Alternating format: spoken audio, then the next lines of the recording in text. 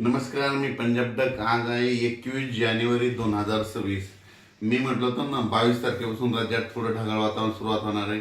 21 जानेवारी आज देखील राज्यात दुपारनंतर बऱ्याच ठिकाणी ढगाळ वातावरण राहणार आहे, म्हणून हा अंदाज लक्षात घ्यायचा.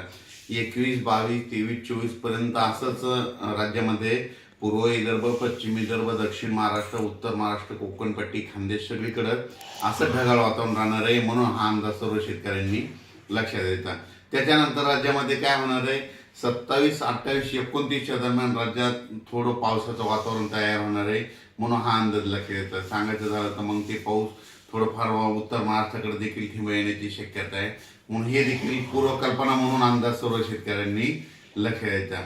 राज्यातल्या सर्व शेतकऱ्याला सांगू इच्छितो की हे ढगाळ वातावरण वेलवर्गीय पिकासाठी खूप चांगलं आहे. त्याच्यानंतर तुम्हाला एक सांगू इच्छितो की हरभऱ्याला फुलं लागण्यासाठी देखील खूप चांगलं वातावरण आहे, म्हणून हे देखील लक्षात घ्यायचं.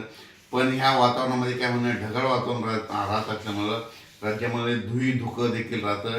धुई धुक्यामुळे काय होतं की द्राक्ष बाग, डाळिंब शेतकऱ्याचं अतोनात खूप नुकसान होतं, म्हणून ही अंदाज सर्व शेतकऱ्यांनी लक्षात घ्यायचा. कर्नाटक, नेपाळी जत ह्या भागातल्या शेतकऱ्याला, तंबाखू काढणाऱ्या शेतकऱ्याला सांगू इच्छितो की राज्यामध्ये आणखीन 26 तारखेपर्यंत असं ढगाळ वातावरण राहणार आहे, म्हणून हा अंदाज लक्षात घ्यायचा. पण 28, 29 दरम्यान राज्यात वातावरण थोडं खराब होणार आहे, बिघाड होणार आहे, म्हणून हे अंदाज सर्व तंबाखू काढणाऱ्या शेतकऱ्यांनी सर्व शेतकऱ्यांनी लक्षात घ्यायचा. वीट उत्पादकांना देखील हा अंदाज लक्षात घ्यायचा, कारण की खूप काही असा मोठा पाऊस नाही, मागे जसा आलता ना तसा तुरळक ठिकाणी कुठंतरी थेंब येणार आहे, म्हणजे 28, 29, 30च्या दरम्यान, म्हणून ही अंदाज सर्व शेतकऱ्यांना लक्षात घ्यायचा.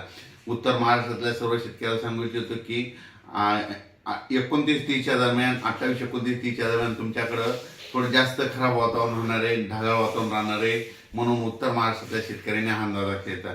मग हे वातावरण कशामुळे खराब होणार आहे त्याचा एक मला कल्पना देतो. काय झालं की वेस्टर्न डिस्टर्ब WD काय झालं, गुजरात, राजस्थान, पंजाब, हरियाणा, मध्य प्रदेश, उत्तर प्रदेश, तिकडं काय होणार आहे आता ह्यामध्ये 26 ते 30 दरम्यान, म्हणजे जानेवारीच्या शेवटच्या आठवड्यात त्या 5-6 राज्यामध्ये काही ठिकाणी बर्फवारी होईल, कुठं गारपीट देखील होईल, कुठं मध्य प्रदेशमध्ये, राजस्थान, हरियाणा, पंजाब, उत्तर प्रदेश तिकडे गारपीट होईल. पण त्याचा असर काय होणार आहे महाराष्ट्राला, मग ढगाळ वातावरण राहील आणि तुरळक ठिकाणी मग क्वचित भागामध्ये कुठंतरी थिंब पडतील, म्हणून हा अंदाज सर्व शेतकऱ्यांनी पूर्वकल्पना म्हणून लक्षात घ्यायचा. म्हणजे सांगायचं झालं तर मग फक्त महाराष्ट्रामध्ये ढगाळ वातावरण तुरळक ठिकाणी 28, 29च्या दरम्यान कुठंतरी काही भागात अंशतः थिंब येण्याची शक्यता आहे, म्हणून हा अंदाज सर्व शेतकऱ्यांनी लक्षात द्यायचा. खूप काही असा सर्वदूर मोठा पाऊस नाही, फक्त मागे जशी परिस्थिती झाली होती तशीच परिस्थिती आता राहणार आहे, म्हणून हा अंदाज सर्व शेतकऱ्यांनी लक्षात घ्यावा.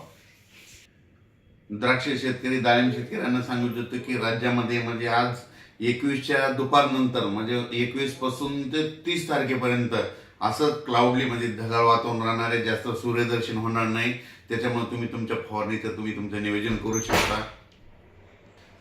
राज्यातल्या सर्व शेतकऱ्याला सांगू इच्छितो आज देखील उत्तर महाराष्ट्राकडे ढगाळ वातावरण राहणार आहे, पण ते ढगाळ वातावरण काय होईल, दुपारी 3-4च्या नंतर महाराष्ट्रात बऱ्याच भागात सगळीकडे असं ढगाळ वातावरण दिसेल. हे असं ढगाळ वातावरण हे जानेवारीच्या शेवटच्या आठवडाभर राहणार आहे, म्हणून हा अंदाज लक्षात येता.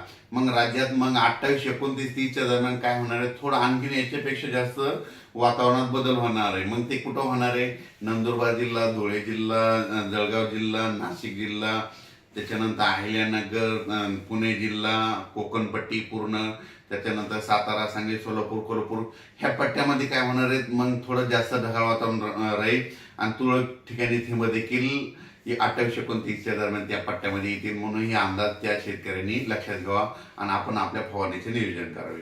धन्यवाद.